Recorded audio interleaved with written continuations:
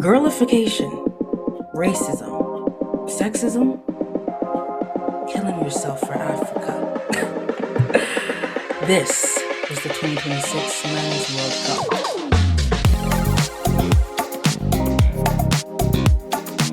Hello everyone and welcome to my channel.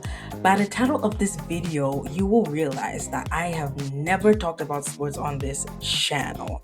This is going to be one of many videos I make where I'm not acting or performing or talking about poetry or whatever it is. So if you see my channel, you know I do a lot of acting stuff. I will be posting more acting stuff in the future. Don't worry, I've had a lot of people ask me to make more acting content, poetry content. It's coming, trust me. I'm very busy, but it's coming. I promise. Please subscribe. I will be creating more videos. I talk about pop culture, sports, acting, poetry, of course, and faith as well. I will also be linking my personal Substack in the description box. I write a lot of articles, again, about pop culture, sports, movie reviews, music reviews, poetry, all sorts of stuff. So please feel free. I do not have a paywall. It's all free. I love having new eyes reading my work and my opinions. So please feel free to subscribe. It's going to be in the description box. A lot of the stuff I write in my recent article about the Men's World Cup, I might not talk about it in this video. So if I mention it briefly, I'll mention it more in depth in the article. So welcome. This is a space for everyone. I know you see the Chelsea jersey. I am a Chelsea fan. Yes, I came out of the womb a Chelsea fan. But don't worry, I know when to put my biases to the side. So this is a welcoming space for anyone who's a fan of any team, or if you've never even watched sports before or you're not a sports person, like, welcome. This is the channel for you, because I'm going to talk about a lot of things from an academic standpoint, sociological, different areas, intersectionality. So as you can tell by the title of this video, we're going to be talking about the 2026 Men's World Cup. It was, well, what can I say? It was a World Cup. A lot of good, a lot of bad. But this is coming from my perspective, especially being a Chelsea fan, a football fan all my life. I played football in school. I am obviously a woman. I'm Black. I'm Nigerian. I'm Irish. I'm Canadian. There's a lot of things that are guiding how I view things and what perspective I give to this conversation. So that's just to add a little bit of context. But I'm excited, and let's get into this video. So as I mentioned, I am a woman. And something that I've noticed is a lot of the football commentary or sports commentary in general is usually discussed by men. You usually see in the thumbnails a man, and he's like, you got that headline, the title, usually, sometimes AI. Ugh. We don't like AI over here, I'm sorry. But I think this is a unique situation, especially now that we have more women talking about sports, because other women have made it a more welcoming space. I watch the Sports Gossip Show. I watch a lot of other podcasts that are hosted by women. And I think one thing is that when women give their opinion on sports, it's usually like a joke. Nobody cares. We don't want to hear you talk. You're just a girl. Your opinion doesn't matter. But it's crazy to me because there are men who are giving the most idiotic, foolish opinions on sports, on different games, different leagues.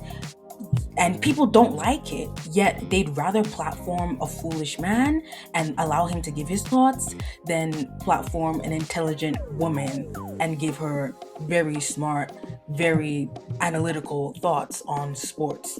Anyways, this is a women-friendly space, non-binary, all the people. And non-binary people of all gender appropriations and the pronouns, everyone is included. Men, you're welcome as well. Everybody is welcome here.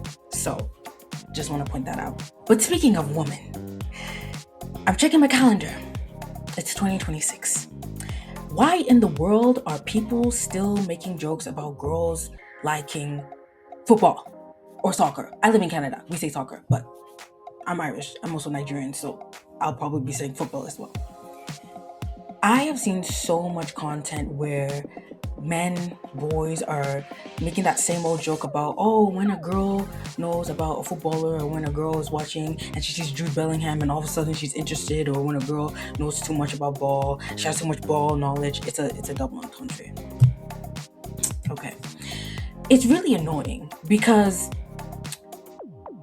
there's this assumption that if a girl knows too much about football or about a sport or about a league, or about a certain team, well, it's because the last guy she dated, like, she dated some guy and that's how she knows all that stuff. And it's like, okay, well, what if she did?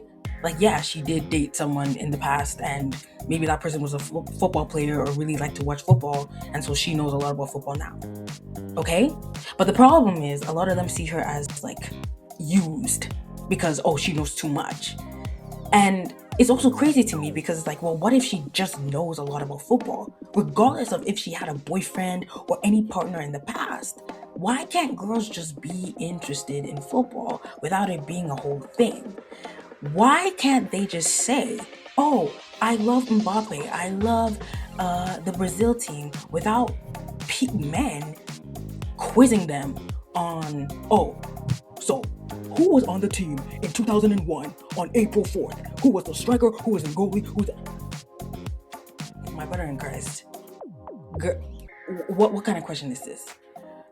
Girls should just be able to say, hey, I like this sport, I like this team, without people badgering them. It's just weird. Because it's like, it's an assumption that because you are a girl, you obviously don't know anything about football, right? Because what you know about football, you got it from your last boyfriend, or you only know it because you think Jude Bellingham is hot. And it's like, those things can be true. And if they are true, then what is wrong with it? I've been following football since I was a baby. It's really the number one sport in my life. And I've been a Chelsea fan. I know girls who they don't care. I know girls who are only getting into the sport now for different reasons. That is okay.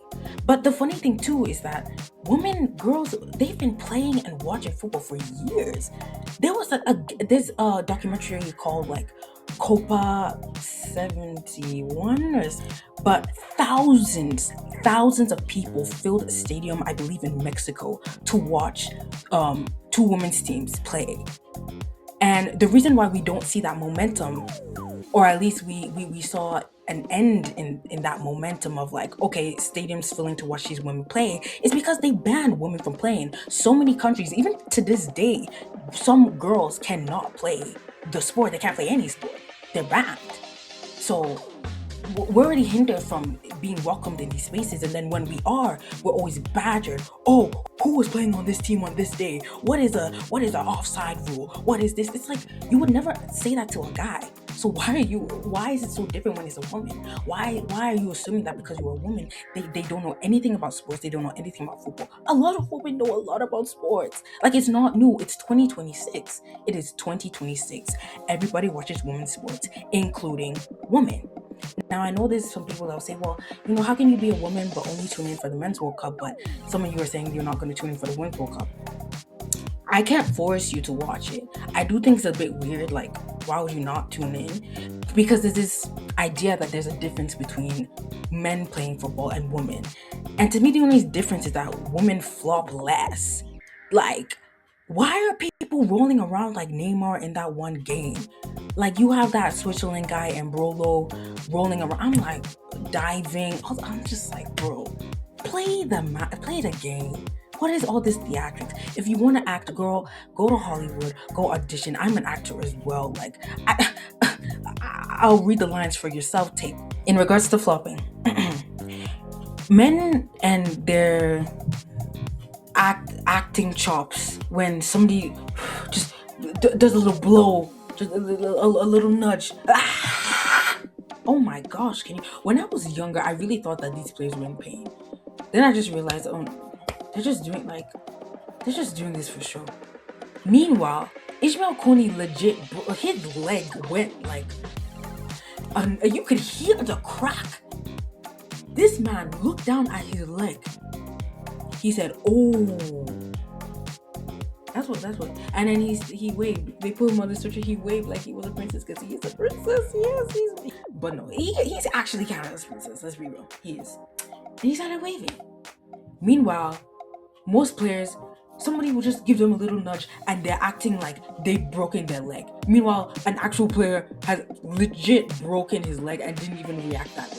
And again, people are going to react differently to different injuries. I'm not saying that every athlete is going to react to a broken leg how Ishmael Kone did, but I just find the difference of how it looks visually just very interesting. Very interesting. And I do want to mention one thing. A lot of things can be true. Like a lot of the players, like Jude Bellingham, very handsome. It can be true that yes, you're watching it because you think a certain player is handsome, but also maybe you're also watching it because you are just genuinely getting interested in sport. Look, I don't really care. As long as you're watching it and enjoying it, I'm like, you go, girl. Like, to be honest, I just don't really care. Like, a lot of people will say, well, if the roles are reversed, I'm like, well, do you know how much sexism and misogyny we face? Female athletes are constantly sexualized, no matter what we're wearing, no matter what we're doing. Like, it's just a constant. And then if you're a lesbian, you have to deal with the homophobia. And then if you're a black woman, you deal with so much racism, transphobia, because they just assume you're a man because you got muscles and you're dark skin. There's so many things that play into it, and it's really annoying. I hope one day it changes, and I hope with this conversation, maybe, you can just think about it, because maybe you yourself have a certain view of women engaging in sports. I don't know, maybe it'll change your mind. Women are different, we're not all the same, and it doesn't have to be like that, but it's the biggest sport in the world. Just let the girls watch, okay? Speaking of, actually, the World Cup might be over, but guess what? The women's AFCON is starting in like 2-3 weeks. August. Tune in. Because Nigeria is about to win another title. Look, I don't make the rules. But Nigeria, we know what to do. 10-time champion? 9-time? 10-time. I'm pretty sure we're 10-time. Yeah, exactly. And we also have the NWSL, which is America. We have the NSL, which is currently going on. My local team, yeah, we're not doing so good. But I'm very excited to see a game in person, hopefully soon when I'm less busy. And we also have the WSL, which is UK. And yeah, I'm sure there's a lot of leagues. Those are just the leagues I watch that are women's leagues, but there's tons of other stuff, and football's not done. Like, we have the MLS going on, Premier League is coming back soon. Like, there's so many, like, yes, the men's World Cup will be in the next 4 years, but the women's World Cup is in less than a year. So, guys, get ready, because it's gonna be good. It's gonna be very good.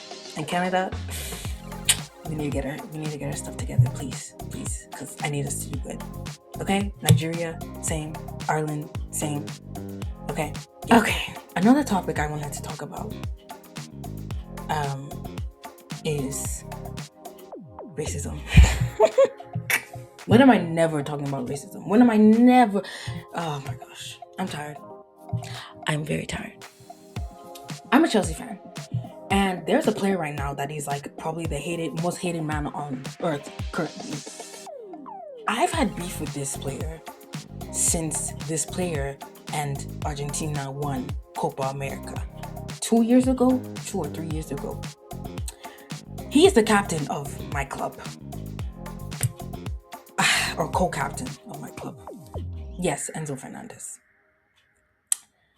I personally have written about this on my Substack. If you check, click the link in the description box. I wrote about Copa America and I wrote about the racism. We have a lot of black players on Chelsea, including black French players. And basically at Copa America, after they beat, I think it was Colombia, they sang a song that was basically making fun of the fact that a lot of French players are black and their parents are from African countries. They were saying, oh, Mbappe, like, your mom is Algerian, your dad is Cameroonian, but your passport says France. And it's like, okay, but it's rude because, first of all, you didn't even play France. It's been years since you played France. And I will say this, they want to talk a lot, but Mbappe won in 2018 at the Men's World Cup in 2018 before y'all even won. So calm down, please. Have some shame. But it was just really weird. And then there was also a transphobic line because Mbappe I think dated someone who was apparently a trans woman. It's just really gross. And I'm just gonna say a point. I am a Christian, but I'm not that kind of Christian. Okay. This again, I told y'all, this is a very welcoming space. Yes, I'm giving my opinions, but this is a welcoming space.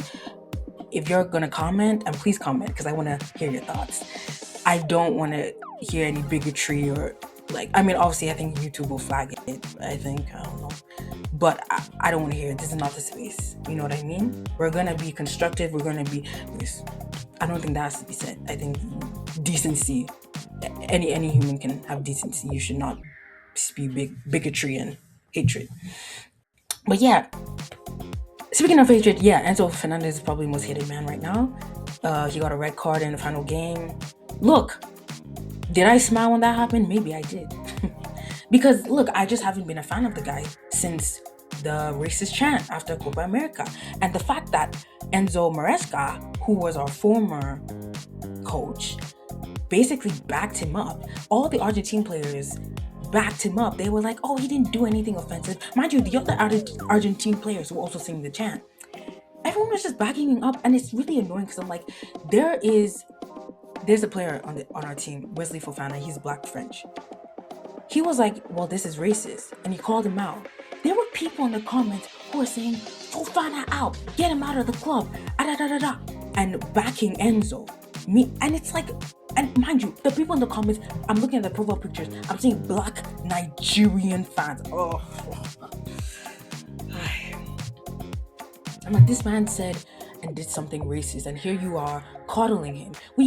Our former gaffer, as I said, Enzo Maresca, another Enzo, was like, well, he didn't really do anything wrong. He said something along the lines of, it wasn't really offensive. And it's just really annoying. Somebody is saying something offensive and you're like, well, no, it's not. Can you just shut up and listen to what they have to say? Anyways, Enzo Fernandez did apologize in Comic Sans font. I still remember that. It's not my place to forgive him because I was not the one who was the target. It's the Black French players. But I've never really been a fan of Enzo. After this World Cup, I have to go back to being a Chelsea fan. I don't know whether it's to smile or to be frustrated. I think it's always both. I love being a Chelsea fan. I truly do. I've been to Stamford Bridge.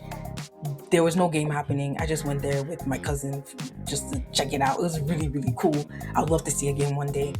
But yeah, I can love something and also be critical of the thing I love. And, I always say my love for the club will never come before my own morals and values. Being a Chelsea fan, like, it's a bit frustrating.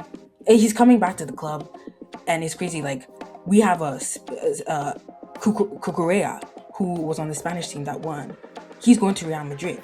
Meanwhile, we have red card Enzo coming back to Chelsea, and it's like, and we have so many Black players, and then a lot of them are French too. It's just like, I'm uncomfortable. I'm a bit uncomfortable.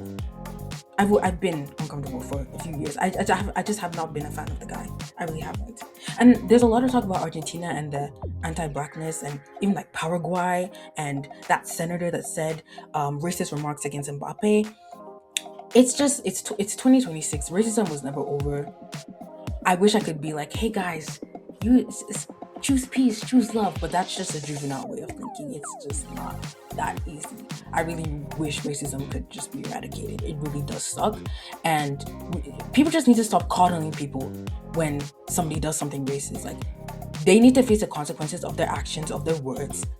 Let it be. They're not a child. The racism was really bad. A lot of Black fans face racism. There's a lot of videos you can watch about Black history in Argentina. There are Black people there. I will say this. I was just watching a video. There are Black people there. But the Argentinian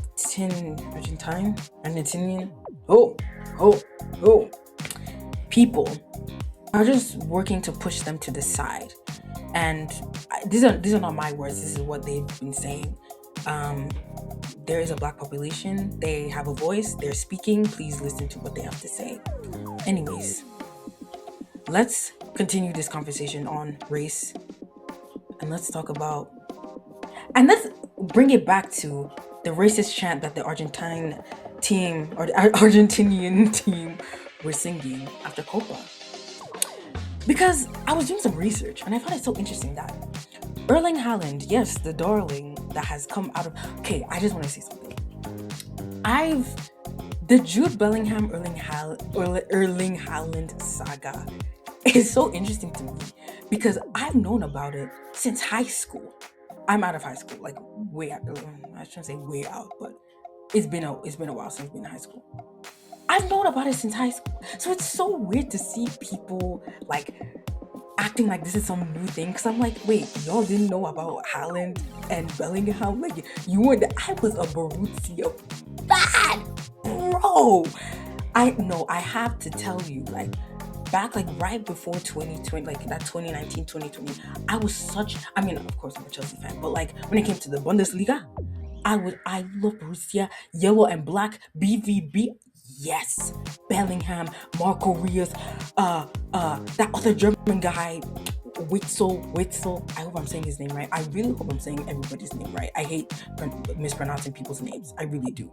Um, Haaland. I know they had like Gio Reyna on the team. They had Christian Pulisic on the team. Yeah, back when back when you could actually call him Captain America, and then he came to Chelsea. You could really call him Captain America, but I wanted to quickly add that Christian Pulisic was the first American man I ever heard that played professional football because generally, I mean, like I've been living in Canada for years. I honestly did not even know we had a men's team. I only knew the women's team. Same thing with the US. When I found out that there were men who played and there was an actual men's team for the national teams, I was like, what? So Christian Pulisic was the first American man, and then Gio Reyna I think was next. And then I was like, oh, you have a history? Oh, really? Because I just never heard of them. It's only till like now, like with Copa America and this recent World Cup, that I'm learning more about the men's team. It's actually so funny. And again, I'm probably gonna mention it later in this video. Like the women's team carry the sport in the country. Anywho, I was such a big fan of that team. It's so weird, like seeing especially all these like American fans and Canadian fans being like, oh my gosh, these two, the bromance and stuff. I'm like, you didn't know? But then I realized some people just didn't know. So that's so interesting. Anyways, I was always there for the bromance. Like, I love those two. And then Mans went to Man City and my guy went to Real Madrid. I like Real Madrid. Man City though, no. This is the Prem. If it's the Prem, I bleed blue. Yes, I'm a Chelsea fan. How many times am I going to say I'm a Chelsea fan? I need to. Y'all should take. No, don't take a shot. Don't. Erling Haaland was born in Leeds, in the United Kingdom, but he represents Norway. Interesting. I found that very interesting. I found it cool. Oh, he's from Leeds. Cool. I'm using him as an example right now because I at least have not seen anyone say that he is betraying the United Kingdom or England because he is representing Norway. He was born in the UK, but he represents Norway. He even plays in the UK yet. If we go to Kylian Mbappe or Bukayo Saka, or I'm trying to think of like, I don't know, all these like black players on like the Dutch team, the Swiss team. Shout out! Whoa, I'm going through puberty, guys. Shout out to the Switzerland team. I'm growing very fond of that team. Very fond. Their coach looks so cool. Like I don't think a coach has ever looked that cool. He just looks so cool. Anyways, I just needed to say that. Shout out to them. Yeah, I really wish they'd beat Argentina. Oh, that was hard. That was a hard game to watch. All the black players basically that play for European teams. Heck, even like the Canadian teams. Oh my gosh, because I'm Canadian. Even the Canadian teams and American teams, they're always facing backlash. Oh, but you're African, you're Nigerian, you're Ghanaian, you're Kenyan, you're Sudanese, you're this. Why are you playing for European team? Why is nobody saying that about Erling Haaland? Erling Haaland, why are you representing the Vikings in Norway when you were born in the UK?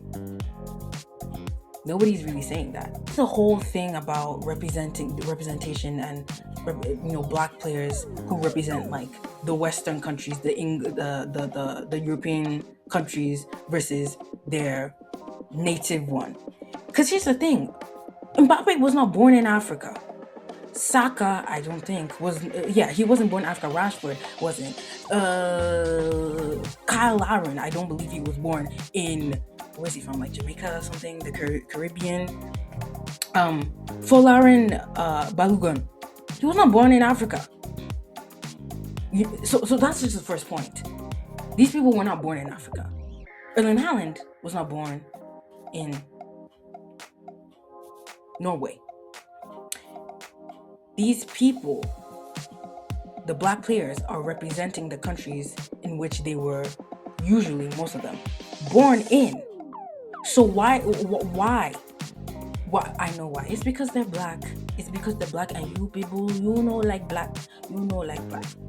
You don't like black. But it's funny because when they win, all of a sudden it's like, oh yeah. I want to say something. Sorry, I have a lot of thoughts going on. This might just be a rant. I don't know. I just finished watching a documentary about the 2020 Euros. I will put the name of it in here. But I just finished watching it. And it talks about the racial abuse that Saka, Rashford, my guy Sancho. Where is Sancho? Does anyone know where he is? He used to play for us. I don't know where he went. I would like to know. That's my guy. Anyways. They face so much racial abuse by UK fans, by English fans. The same people that will put on the jersey and do all this, they face the racism by them. I was literally saying when England won third place, well, in fact, every game England won, especially that third place game, because they, 4-6, wow, that should have been final. I was like, I hope those people that were calling Saka a monkey and calling Rashford this and defacing his mural, I hope none of those people were celebrating. I hope none of them were celebrating. Because it's like, I remember at those, was it 2020 Euros? When you made those days, those weeks, those months, that year a living hell for those black players. And now fast forward, they're winning, they're scoring goals, Rashford scored goals, Bellingham scored goals. You have all these black players, I don't remember the other person's name, but there's like two other black players, whatever, that scored goals. I don't want to see you celebrate. Because that's what you always do. So I understand why a lot of people put pressure on black players. Like, why would you want to represent that team? Because when you lose, they're going to call you the N-word and all this stuff when you can represent Africa. But the thing is, though, they were born there. They grew up there. They developed there. It's like, why can't they? You know what I mean? Because Erling Haaland, I don't know why he chose Norway. There's probably a reason. I'll probably search it out. Maybe I'll put it here. But the backlash it's incredibly stupid. I think as a black, personally me, I wasn't born in Nigeria. I could represent 3 countries. I could represent Canada because I'm a citizen, Ireland because that's where I was born. My birth certificate is Irish, or Nigeria because that's where my parents are from. I have 3 countries. If I represent Ireland or Canada, I already know the backlash because it's going to be like, well, why are you not representing Nigeria? And there's a lot of things too of like, a lot of people at home will be like, oh, you're not really Nigerian. You're a Canadian girl. You're an Irish girl. You're not really Nigerian. You're not. So then you feel like you're not Nigerian enough, And there are players on like the African teams like Congo, Cote d'Ivoire, who were not born in their country. They were not born, there. They were born in like the UK or whatever. There's many reasons as to who you want to represent. I don't think black players should be demonized for it. I think a lot of times it happens, especially from black people. I don't think we should demonize them for doing it. I understand why, because it's like, well, if you lose, just know they're gonna call you a monkey. But it's like, why? Why is it not that I played bad and it's just you played bad, you sucked? Why is my humanity being dehumanized? I'm not the one in the wrong here. It's the people being racist to me. That's the problem. It's always like the victim has to do this and do that, but it's never the perpetrators need to change their ways. They need to stop dehumanizing black bodies. I guess I'm riled up. I just find it interesting because a guy like Erling Haaland or some other white players, they might be born in one place but represent another country, but they're not going to face the same controversy. And the thing with this chant that the Argentinian team were Argentinian, help me out here, we're singing at Copa America is just so interesting because you have a guy who's last name is McAllister. That's Scottish. Is that not? You know what I mean? I'm like, I can trace y'all's ancestry to Europe. Your mom is from Scotland, your dad is from Wales, your passport says Argentina. I find it very interesting because when you look at the French team, for example, there's a player whose last name is literally Hernandez. Yet you won't see anyone saying anything about that. You won't see anyone saying, oh, Antoine Griezmann, your mom is from Germany and your dad is from, I don't know, Austria or something. But your passport says France.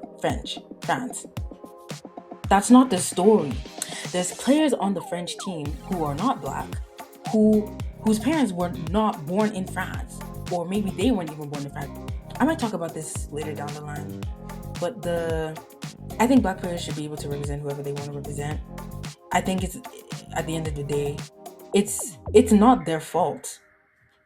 People are just racist. It's not their fault. It really isn't. You're Swiss and you want to represent Switzerland instead of where your parents are from in Africa or the Caribbean or wherever, like, go ahead. I think it's just go ahead. Like, it's not your fault. It's people being literally racist. Like, I'll touch up more about that later when I can really conceptualize my thoughts better. Also, a point I wanted to make about that documentary I watched about the 2020 Euros. Yo, the way, again, I'm talking about racism again. The way black people are always demonized, that we're all these thugs and we're this and that, it's just so insane to me. I wrote a poem about this also. I'll post it soon so you viewers can see it. Before the 2020 Euros started, it was England versus Italy. I just think about the fact that they did not qualify, and then their coach got mad at all the African teams, and we're like, oh well, if you people are adding all these teams from other not federations, but continents, conferences, bro, you couldn't beat Bosnia and Herzegovina. This is what I mean. I like to say words I like to pronounce words properly.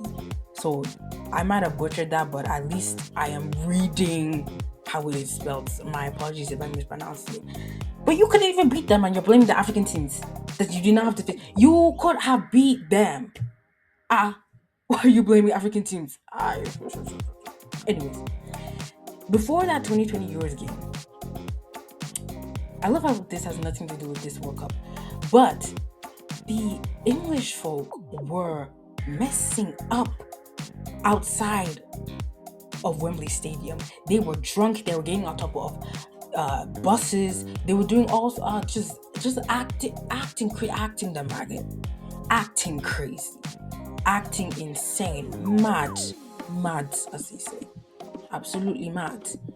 And it's just crazy because one of the guys was like, oh, we were locked up during COVID, and this was like the first big event that we've all, come to meet our friends and come to. And I'm like, you cannot blame being locked up in COVID for literally destroying property,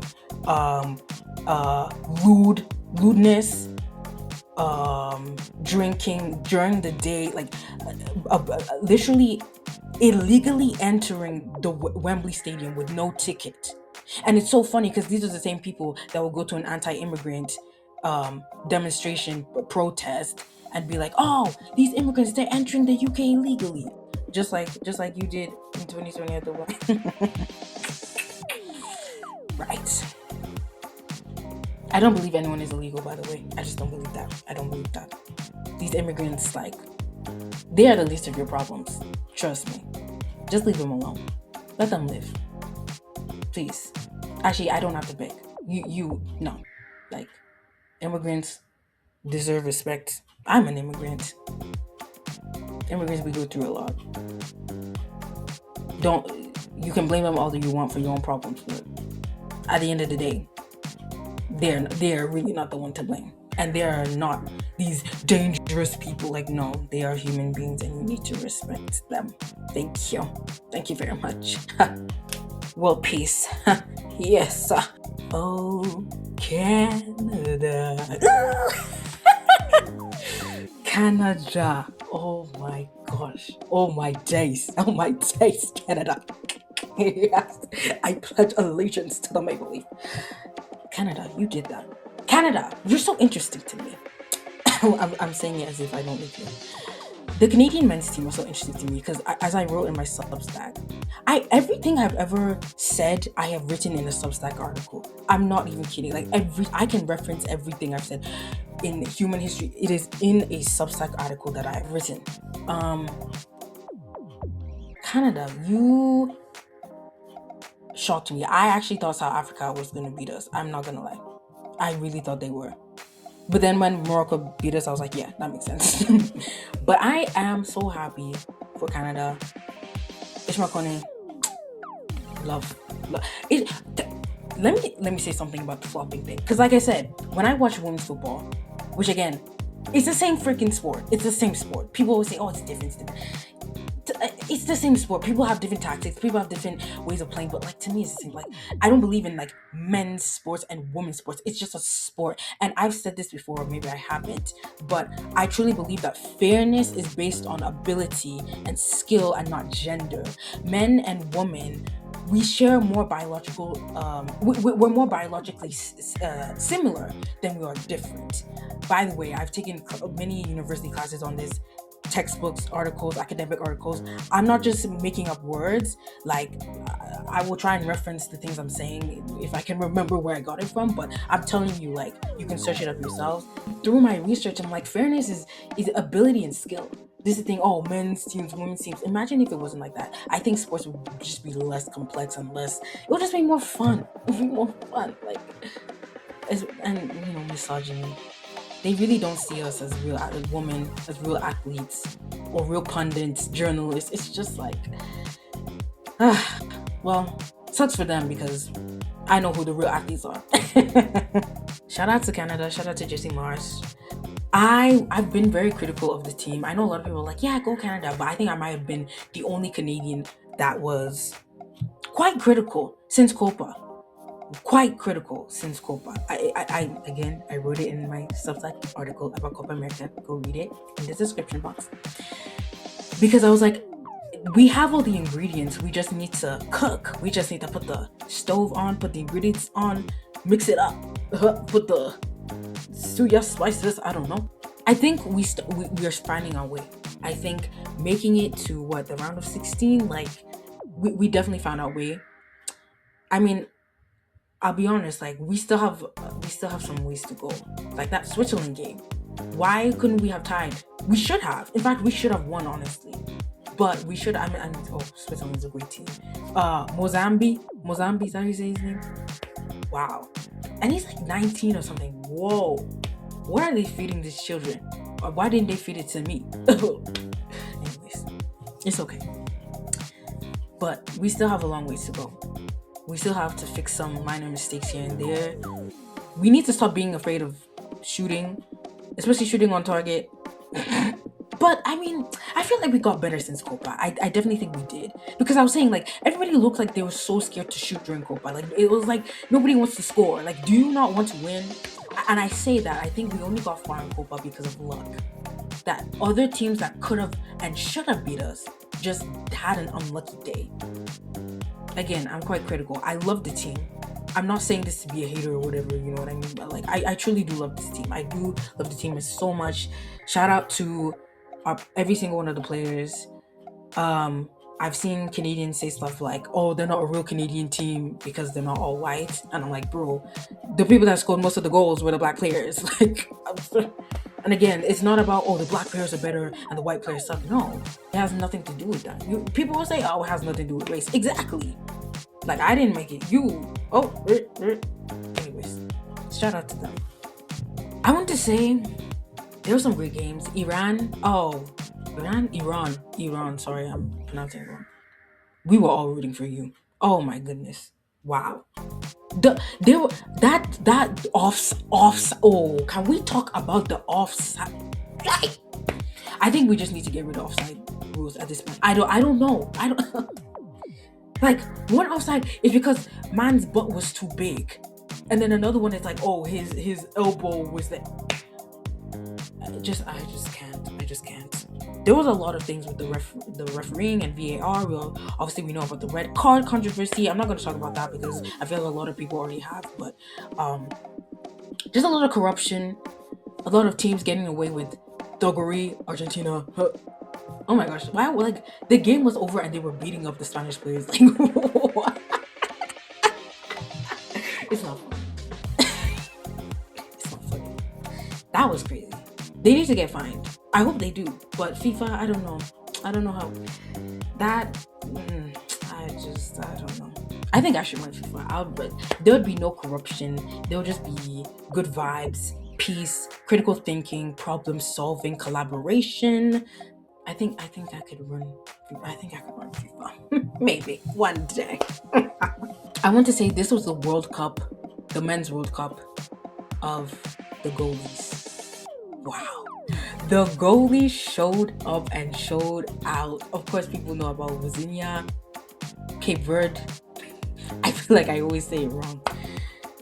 Wow, the goalies were incredible. Like this, I honestly was looking at the goalies for the show. If I wanted to see a show during a match, I'd look at the goalie because they're gonna give. They're gonna give. Yeah, shout out to the goalies. -1. I won't say. But if you know, you know. I won't say. Shout out to the goalies, man. Oh, y'all did so good this World Cup. Snaps. Very, very excellent. Like, excellent. I was able to watch the Canada-Switzerland game at a pub. I went by myself all alone in my Canada jersey, and it was actually so fun. It was crazy. Like, not crazy, but it was so cool seeing people there. Like, when I came to this country years ago, I genuinely was like, this Canada and America too, they don't care about football. They don't care about soccer. They're calling it soccer. It's football. Anyways, I was like, this country doesn't care. It finally feels like they care, but I also hate this sentiment of like, finally, Canada cares about soccer. Finally, America cares when it's like your women's team has been winning gold medals for years. World Cup, Olympics, Gold Cup, like all the big tournaments that they have for the women's teams, Canada and US have been winning most of them, if anything. I mean, maybe not most, I don't know. But they've been winning. They're not new to this. But of course nobody cares because nobody cares about women's football. Nobody cares. Nobody cares. Guys, nobody cares. If people respected women more, I think there'd be less people saying the whole like, oh, finally Canada cares about football, because I'm like, no, the women's team has been keeping it, has been putting a pulse, has been pumping blood into the hat of the small beating hearts of football and slash soccer in this nation. But because you don't respect women and you don't see it as a real sport when they play it, now that's why you're saying it's growing because the men are doing it. Mind you, they're not even winning. But the crazy thing is they're gonna make millions of dollars for losing in a round of 16. Meanwhile, the women's team, I don't even think they will make the same amount for winning the whole thing. It's just the inequality. It will change. I know change is coming, and it better change. Shout out to Megan Rapinoe and the U.S. women's national team for equal pay, because they deserve it, because they actually win. Like, how is the men's team getting millions of dollars for losing 4-1 to Belgium, and then people getting mad that the women's team is gonna get half of that? Like, no, they should be getting all of it. They should be getting all of it. If we really were to pay people based off of the work and the success of their work, the men's team, you'd be getting zero. Okay, maybe $1. Maybe spare me $1. Maybe $1. But the women's team, they'd be making all the millions. If we're gonna be real. Shout out to Christine Sinclair. When she was on the jumbotron at the Vancouver game, the sound, I wasn't there. Oh my gosh, I wish I was. I had major FOMO. But then I'm like, do I want to give these people my money? I had major FOMO. I really wish I could have gone to Vancouver, Toronto to see it, bro. Major FOMO. But I was able to pass by some pubs and just see everyone watching the games. It was really nice. I really hope that energy continues with this Women's World Cup coming up soon, and it better. I'm probably gonna talk about this in my Substack, but once again, black players are constantly being talked about. When commentators are speaking about black players, it's always about their power, their speed, their aggression, their strength, never about their intellect, their ability to read the field. It's always their bruteness. And it's crazy to me because the African teams are always coined as like, oh, they're aggressive and they're going to be physical. Meanwhile, you have Argentina actually being physical. You have Paraguay, like all these teams that have not really that many black people that are the ones that are being physical. Yet black players are being described as that.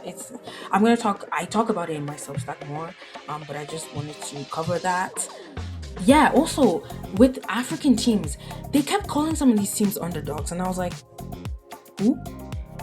Underdogs care? Hey? I'm like, Senegal are not underdogs. Cote d'Ivoire are not in my personal opinion, those are not underdog teams. Just because, yeah, we know a lot of African teams, they really don't make it that far in the World Cup. But like, if you've watched the men's AFCON, these are not underdogs. They're not underdogs. Senegal, what? They're not underdogs. Okay, maybe Curacao and the small teams, Haiti, yeah.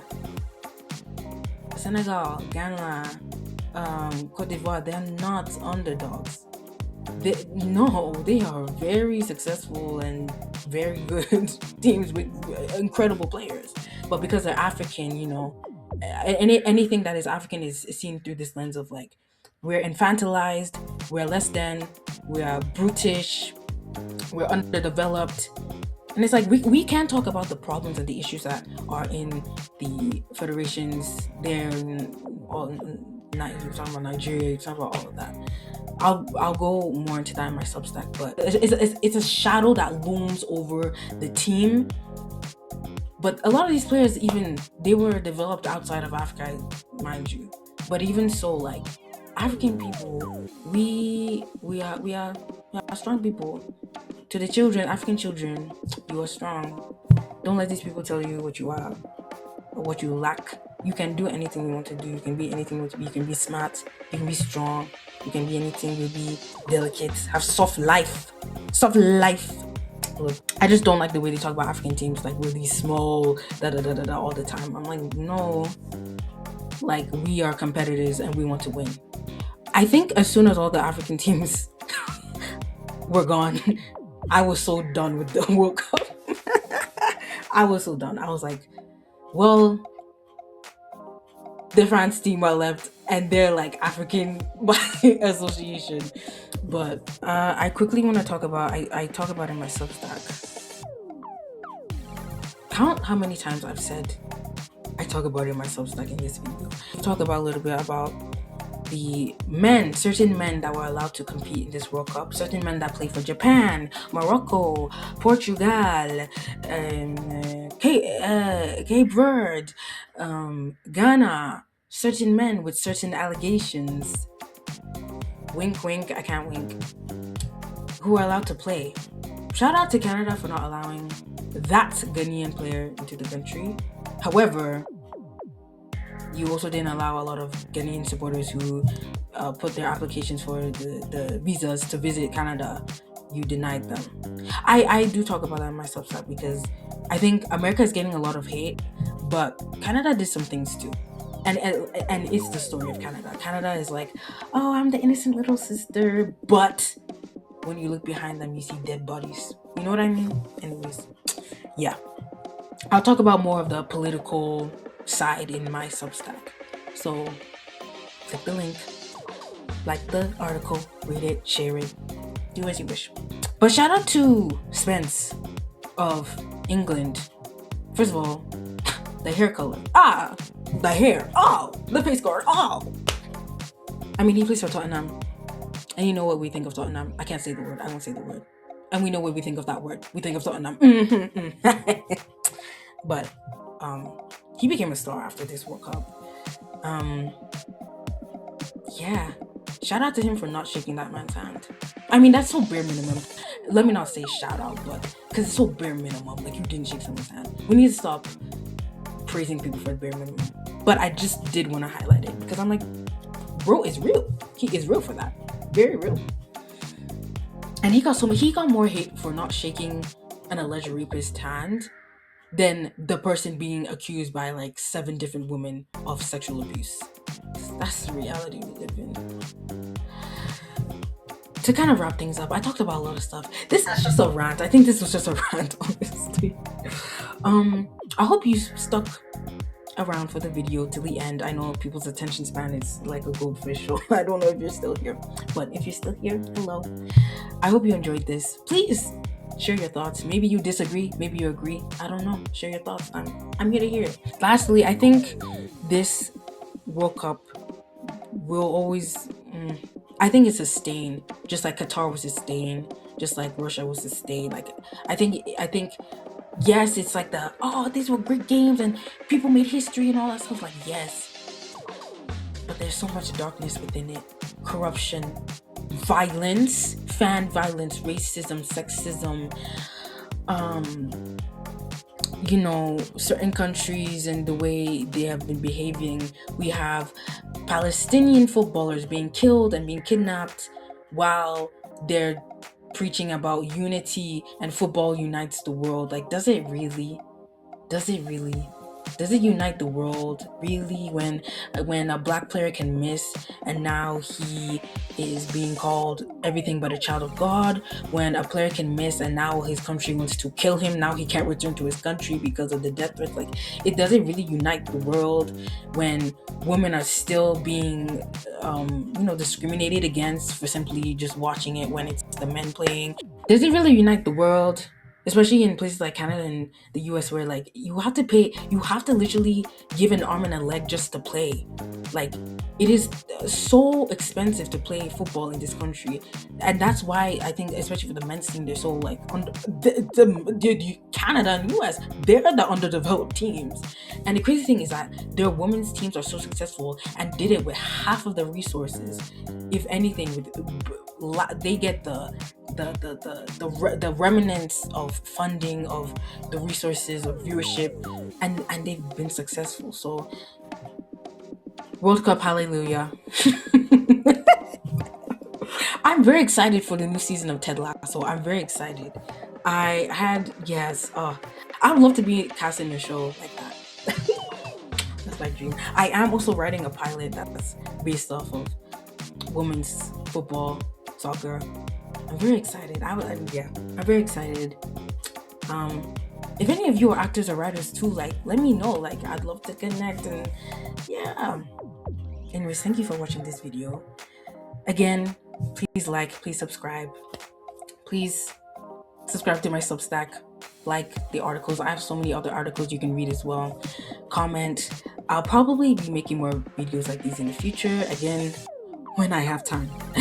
When I have time.